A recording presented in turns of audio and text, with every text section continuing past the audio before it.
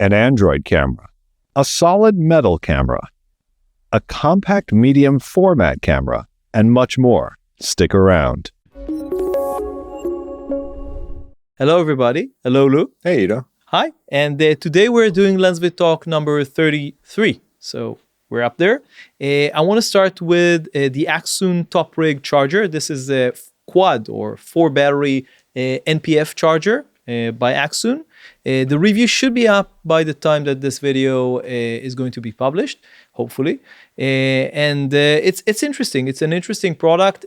What I really like about this, I don't know if you had the chance to look at this. Not yet. It has a big screen, and this is something which big color screen actually, and this is something that not a lot of other NPF chargers has. Some of them do have a screen. It's usually in this old-fashioned screen. Very limited, yeah. Yeah, this is really nice. It shows a lot of information.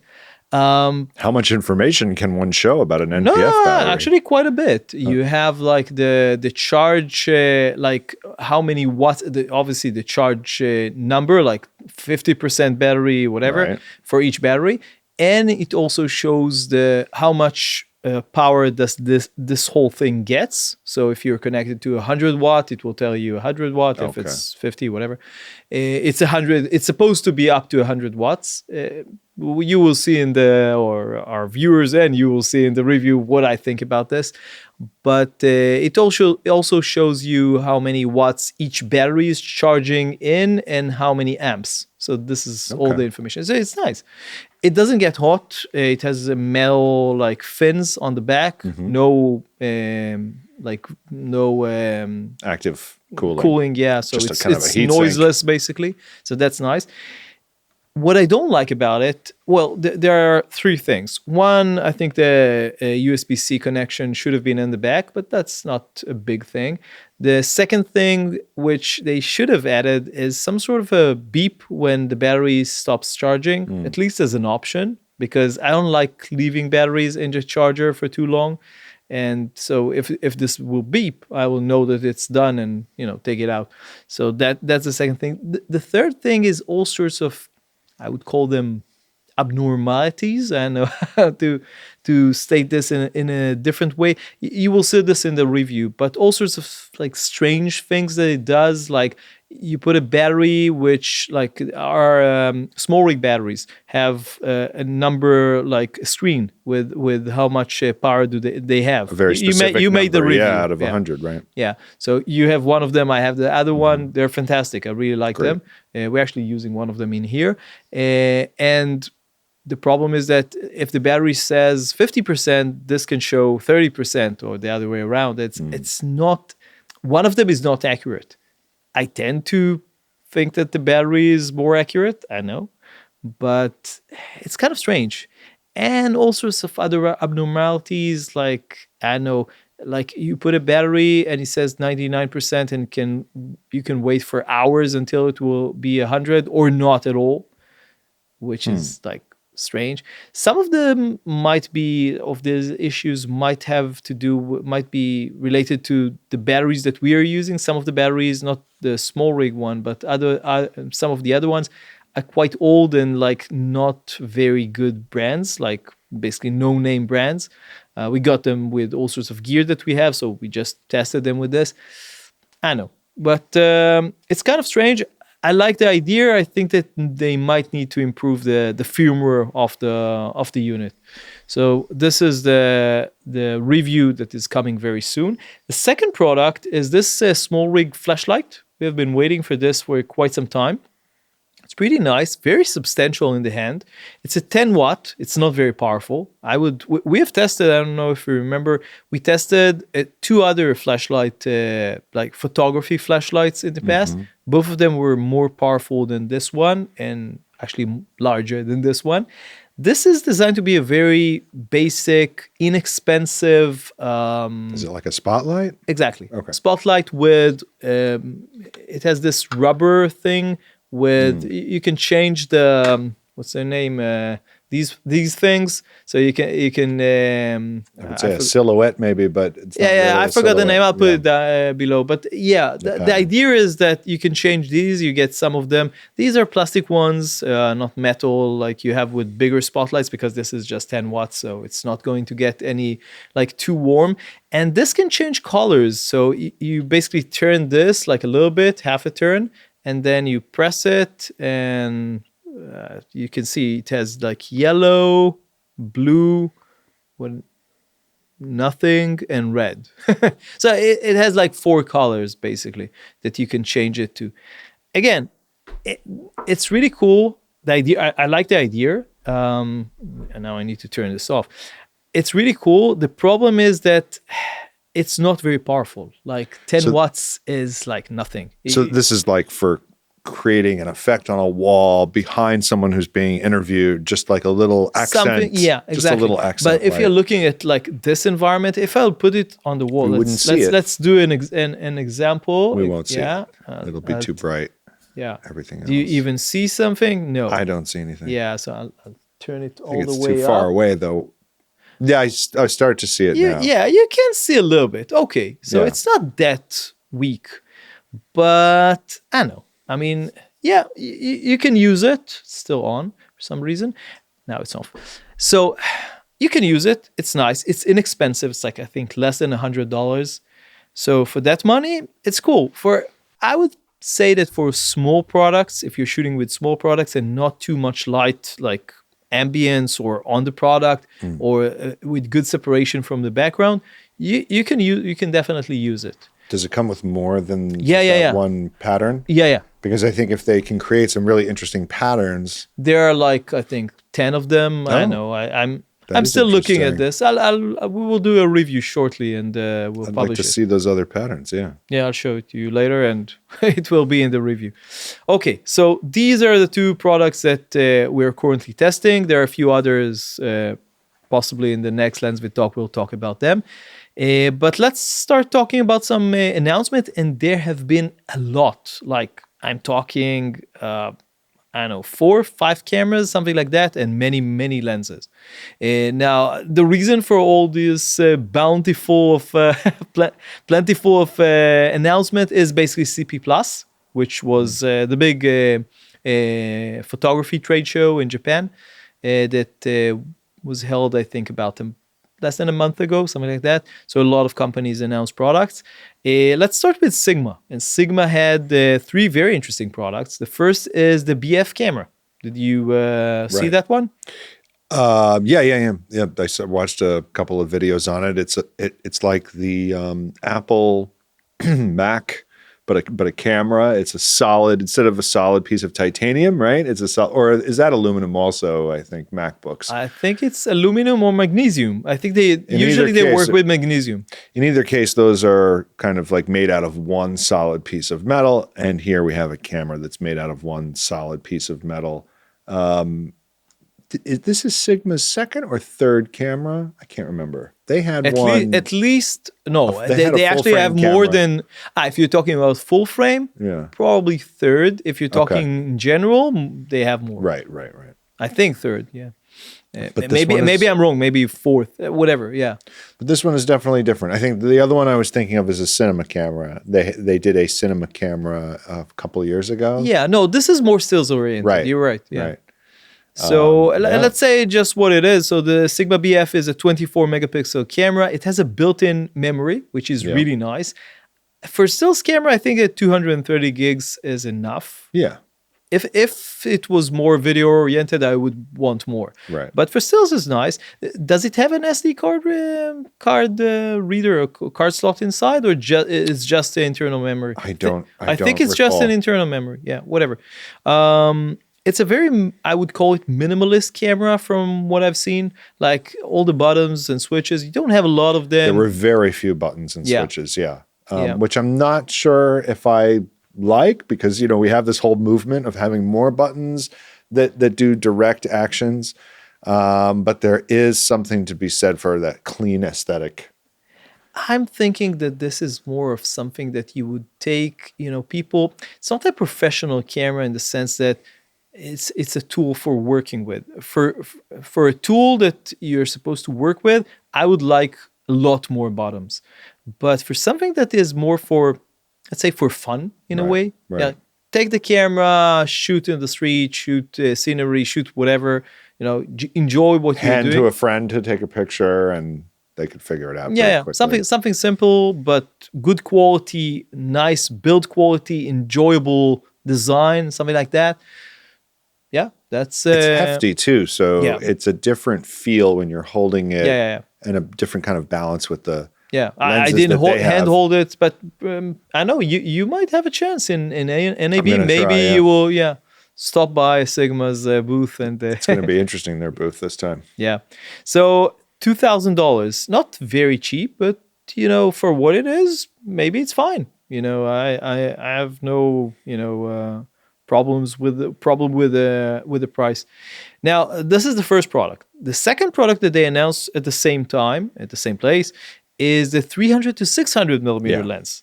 It's an f4. Right. It's a giant lens. Like, it's very big. I think it's about the same size as the Sony 600, about the same size, but much heavier.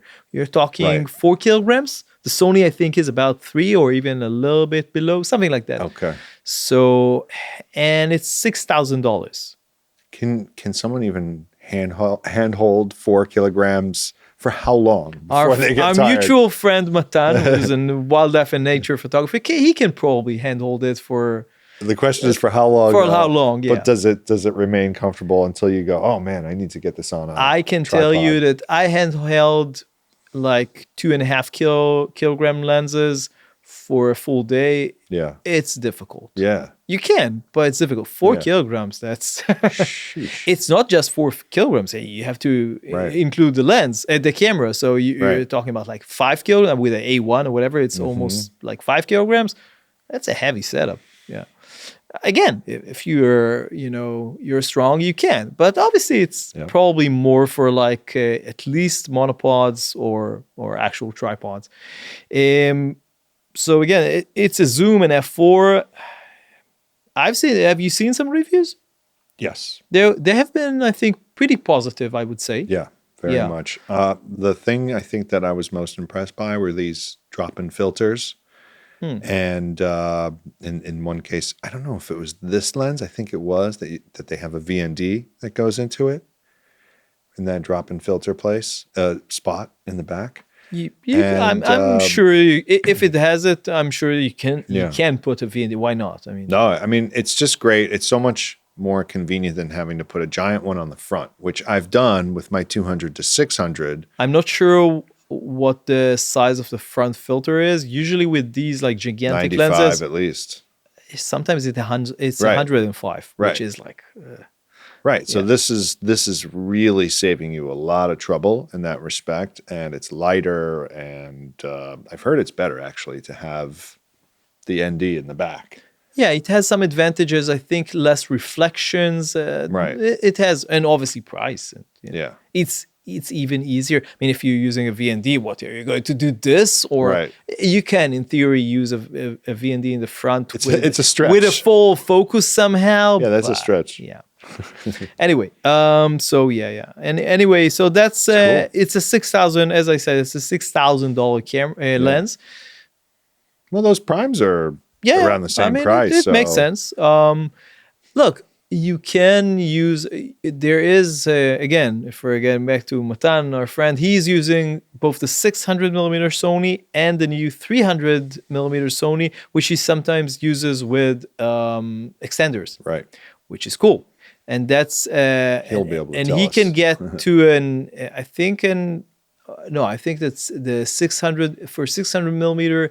He will get like f2.8 to f4 to f5.6. So it's going to be a 600 millimeter f5.6 with a 2-time extender, if I'm not mistaken. Oh, okay.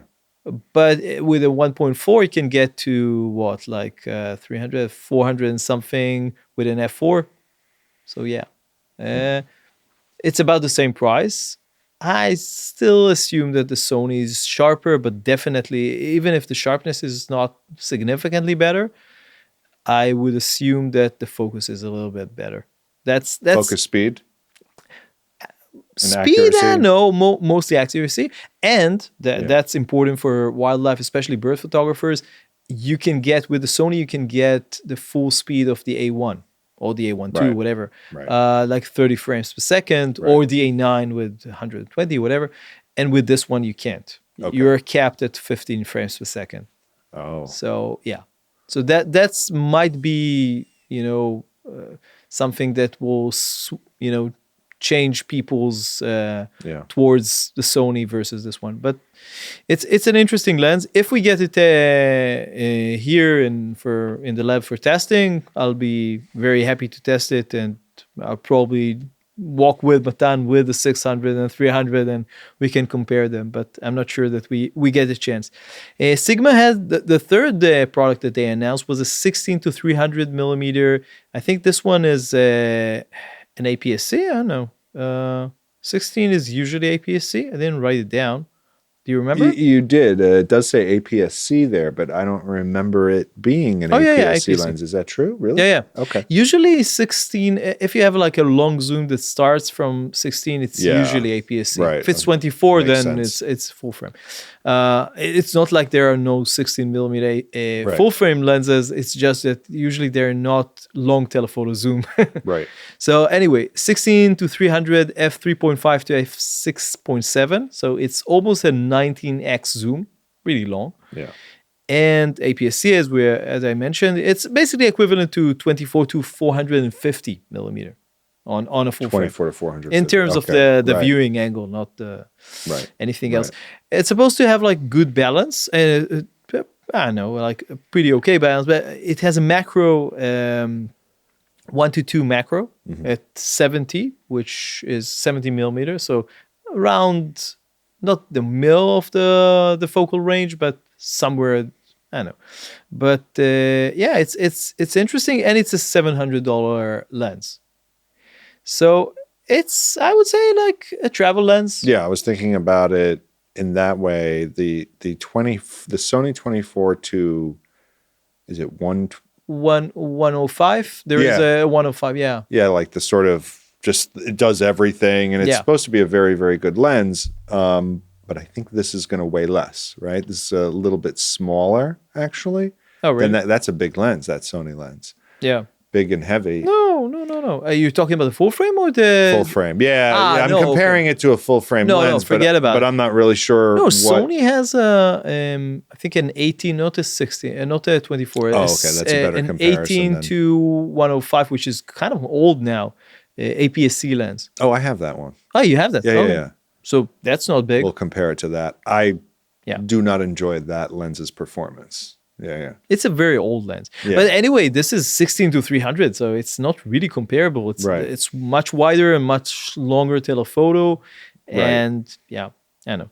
It has image stabilization, and again, $700. So I know. I didn't see any reviews of that, but I think there are. But it's a nice travel lens, I'm assuming. So these are the 3 Sigma products. Now let's move over to Sony, which also announced 2 products. And again, all of these were a couple of weeks ago. But the first one is a 400 to 800 millimeter lens. So this one it's pretty big. Yeah. Like, it's not as big as a 300 to 600 because this is a F6.3 to F8. I have the 200 to 600, so immediately I was like, oh my God, walking around with a even bigger, heavier. The difference, I don't think, is that big. How heavy is your lens? I feel like isn't it like 2 something kilograms? Yeah. So this is 2.5. It's not much heavier. No. Much more, like, it's a little bit. But over a half hour, an hour, it makes a big difference. But I'm not sure. I'm not sure. Again, it's not 4 kilograms. No, right. It's a That's G true. lens. Again, I think that it's an f8. Like at quite a like, I think if you're moving, I'm not sure when it starts to go to f8. Right. It's f6.3, but probably from 500 and something, it's already f8. Maybe, right. So this is just my assumption. Again, good balance. We talked about the previous lens. Yeah. I've seen a review of Steve Perry, Right. who is I really appreciate his Very detailed. he has a very nice set of like he's mostly a Nikon guy, but he also does Sony reviews from time to time, and it looks great. I mean, it's not as sharp as obviously primes. I'm not even sure if it's as sharp as a 200 to 600. That lens, your copy has good sharpness because some of them don't. It's like it has a lot of variability in copy to copy of that lens. Interesting. So, yeah, I know. He said that it was not. He thought that it was not exactly meant for that extra range, but for smaller subjects, to be able to get in a little bit closer for a smaller subject, because once you're dealing with going that far out at 800 millimeters, you're actually starting to get into atmospheric disturbance. That happens a lot with telephoto lenses, regardless of obviously if you have even more than you're zooming. Right. Like no, but that's for sure. Do you remember the pricing? No, I'll put it on the screen. I think it's around $3,000, something like that. that makes sense. Yeah, it's not super inexpensive. I mean, that's the longest telephoto like lens that Sony has. It doesn't. Sony currently, as far as I remember, doesn't have an 800. The 600 is the I believe so. the most the longest one that they have. So. It's an interesting lens. Again, I've seen some reviews talking about the sharpness. It's not as sharp as I don't know some people might have hoped, but yeah, I'm still hopeful that Sony would at some point come up with 500 f5.6 like the Sigma, but with a Sony autofocus performance, and that's important, and no cap on the 30 frames per second on the A1 and A9 120 whatever. Speaking of autofocus, actually this 400 to 800 was supposed to have better autofocus performance than the 200 to 600. Slightly better. It makes sense. It's a much They've newer lens. updated it, Yeah, right, yeah. exactly. So yeah, it makes sense. This is the lens, the second Sony lens, which I didn't write. So the first one is a G lens, and the second one is also a G lens, and this is a 16 millimeter f1.8 G. Right. Have you watched anything about this? Yeah, seemed fine, except the bokeh isn't amazing. I mean, it's nothing to write home about. And otherwise, it's got pretty much everything that a G lens should have at this point. The clickable, declickable aperture ring. And I think it's very similar to the 20 millimeter the Sony has, which is also a G lens. It's the one that we're using for the wide shot, the shot with both of us in the frame right now. It would be nice to have a 16 millimeter in this frame. I don't know, 20 is enough, but I can be a little bit closer, hopefully with less barrel distortion. I think that this one has, maybe I did watch something, I think it does have a lot of barrel distortion, but it's corrected in the camera. Honestly, I'm not sure how important like the whole thing correction thing now is, because we're usually testing uncorrected. you mean if it can be corrected? Yeah. Is it important? What about for live streaming? Does it get corrected before it goes out on a live stream? Yeah. Okay. Yeah, I always wondered about that. No, it does. So I don't see any issue with that. So I don't know. Maybe if you have any thoughts about why this non-corrected, like having a lens which is pristine in all aspects, chromatic aberration, What's the advantage? And barrel, if there is any reason why not make them like smaller and simpler and less expensive, and correct them in camera versus making like what Zeiss is, or Zeiss Leica sometimes do when they have a very like lens which doesn't have a lot of aberrations, in like either chromatic or geometric or whatever, and you don't need the correction in camera. I know. So I'll put the pricing on the screen. I don't remember it by heart, but I think it's not super expensive as a G lens, so makes sense. Now let's move over to Fujifilm. which created something really interesting fairly recently, and that's the GFX 100 RF. It's got me thinking of all my old pocket cameras from So- when I was a kid. Yeah, let's mention what it is. Yeah. That's, as far as I can tell, the first digital compact, Yeah. or let's say fixed lens, because compact is a strange. I mean, everybody can say we have a compact camera, Right. Just It's relative. no, exactly, like a small camera. Mm-hmm. In this sense, we're talking about compact camera, like fixed lens camera, Mm-hmm. basically. So that's it's a fixed lens, medium format, relatively small camera. Let's put it this way. Yeah, it's pretty small. Yeah. So what does it have and what it doesn't have? So again, medium format, basically, I think the same sensor size as the other 100 megapixel cameras that they have, the non like the GFX series. Yep. But on this one, you have a fixed f4 lens. Right. Now, a lot of people have commented that it's not that impressive. Like f4 on medium format is obviously like faster than what you get on a full frame, but still, like a 2.8 would have been nicer. F2 would be great, but obviously, I mean, that would have made the camera much, I think, larger. Is the f4 essentially like a 2.8 on this camera? What do you mean? Is that how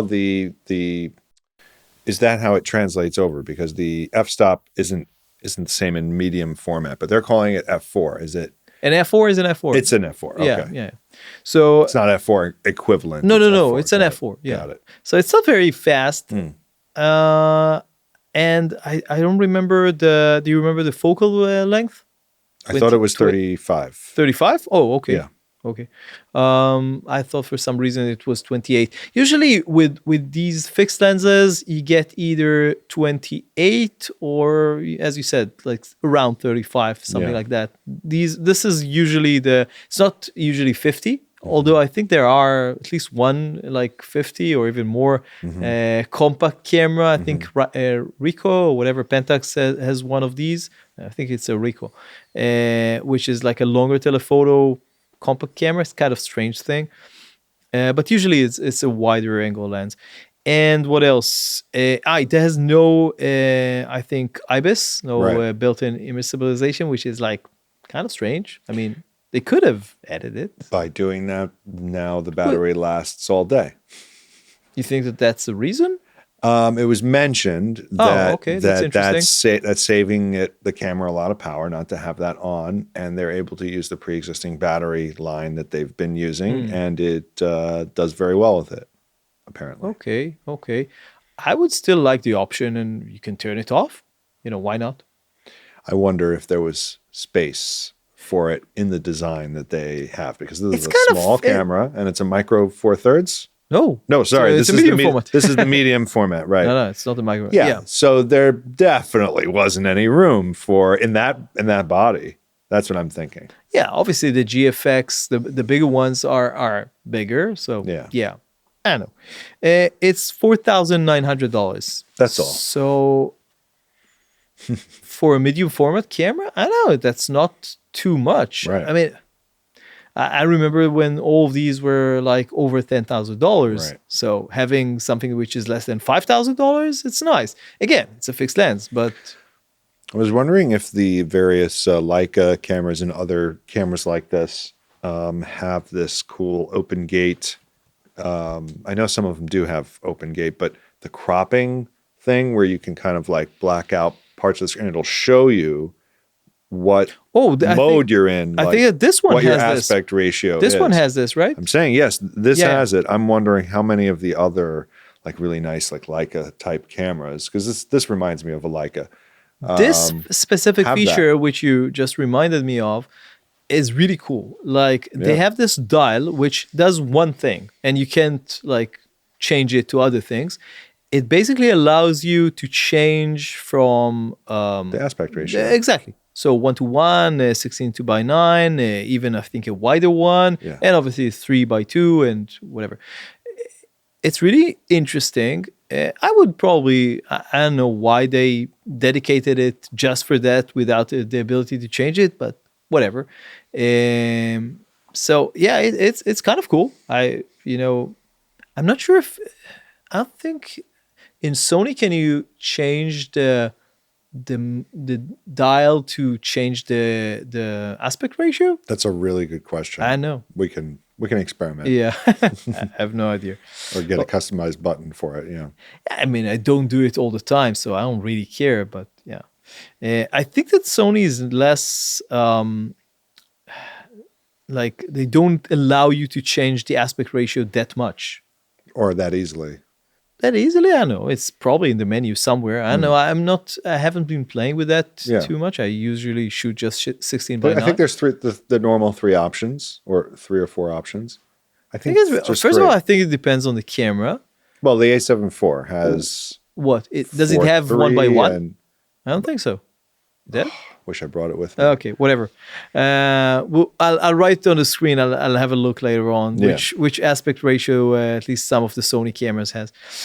Okay, so that's Fujifilm. Panasonic also had a really interesting camera, the Lumix S1R II. So I think that one is, if I remember correctly, it's like their flagship camera, basically the full frame flagship camera. Well, it's 8K, so yeah, might as well be their flagship camera, right? I don't think that the 8K specifically is the determining factor here, but it's supposed to be competing with the Sony A1 Mark II or whatever, and the Canon R1, which is a really strange camera, I have to say. Yeah.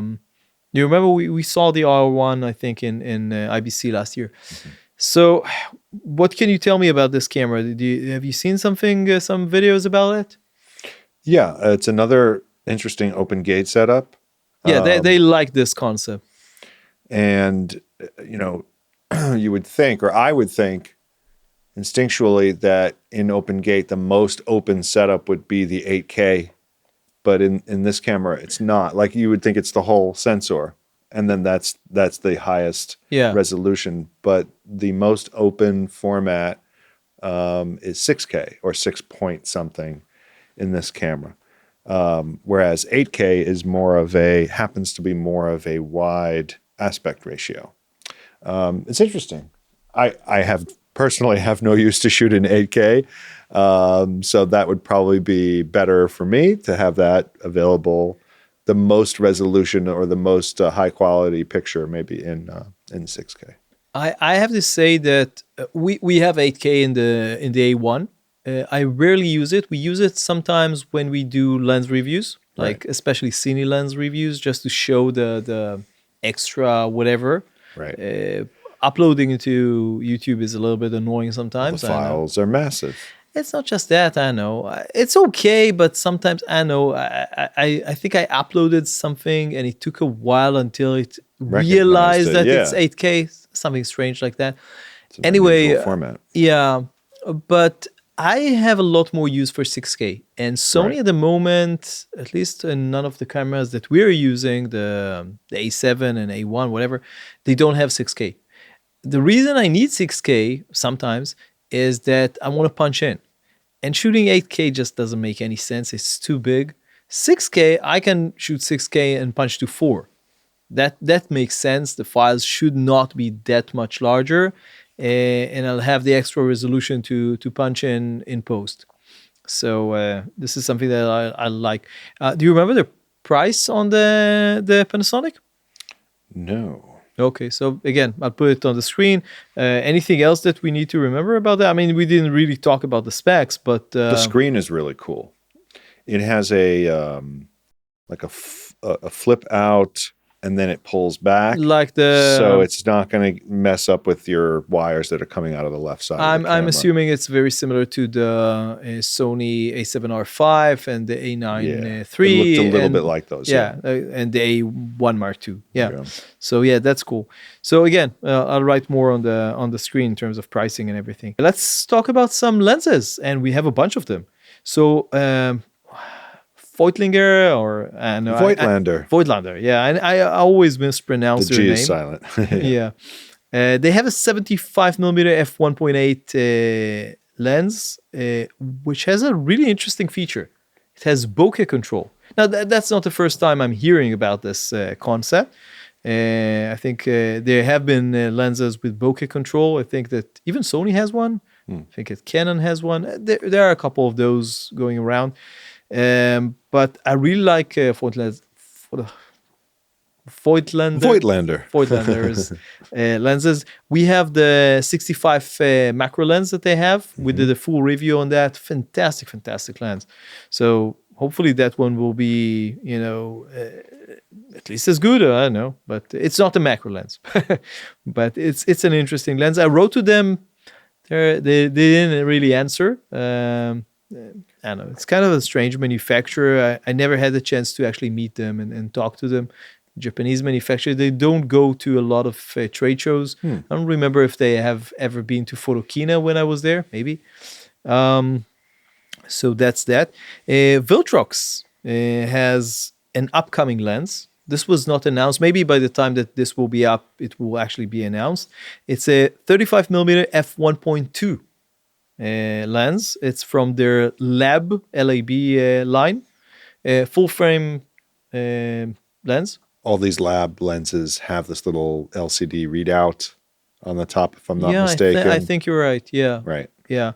It's pretty fantastic. If you remember, we've seen the 135 lab Right. in IBC last year. Right. So this one is kind of chunky, as you would expect from an f1.2 lens. It was shown on CP Plus, I think the prototype. Again, I asked Viltrox to get it. I actually asked for Viltrox to get the 135, and we didn't get it. So I'm not sure if we will get this one, hopefully. But there is no pricing because it's not out yet. It's competing with Samyang, right? For the sort of third position.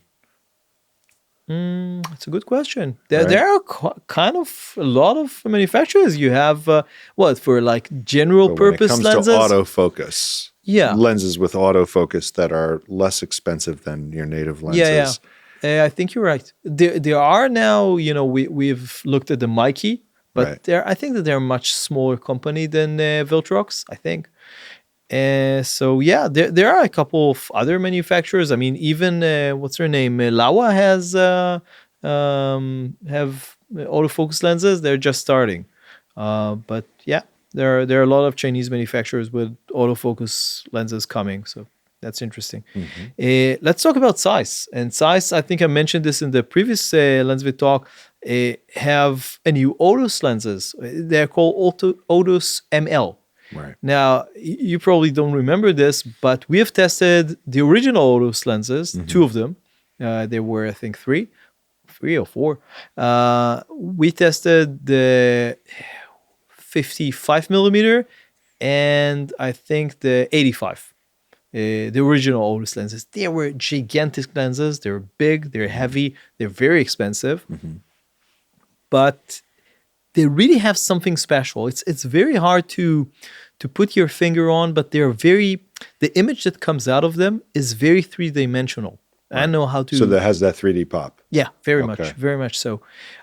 We didn't test these ones. I actually been in touch with Zeiss. I asked them to, send us a copy of these lenses. There are two of them, I think, 50mm f1.4 and 85mm f1.4. So basically similar to what we have tested before, more or less. And they will come in RF, E, and Z mounts. Both completely manual focus. No communication with the camera. Kind of shame. Smaller, much smaller than the original Otus lenses. And that's a good thing, though. Yeah. And in terms of pricing, I remember I think somewhere between $2,000 and $3,000, something like that. They're very expensive lenses. Wow.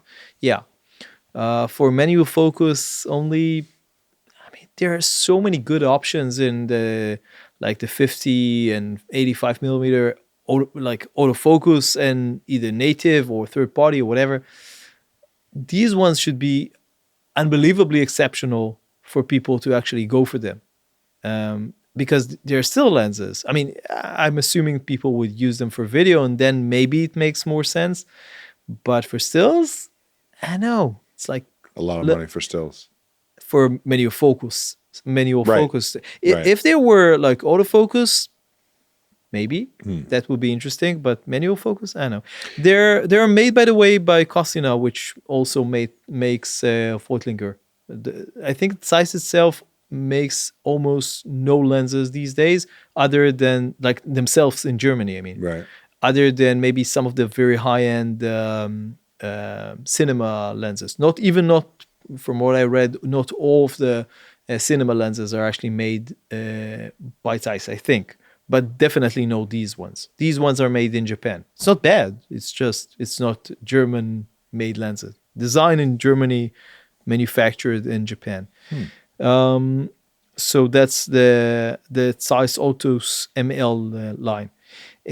7 artisans. 7 artisans. Artisans, yeah. Why do I pronounce it? You're hungry. That's why you're thinking of something artisanal. Possibly. So anyway, they have a new lens. It's a 120 millimeter T2.9 full frame 2x macro lens. Right. And the nice thing about this, or I don't know if nice, but the interesting thing about this is that this is a very affordable lens. Right. It's $550. Right. It's nothing. Now, I talked to them. I'm hoping that we will get a unit for testing because I love macro lenses, and telemacro lenses are really nice. Yeah. How common is it to have a lens with a cinema kind of build that has this macro ability? Is 2x? Right.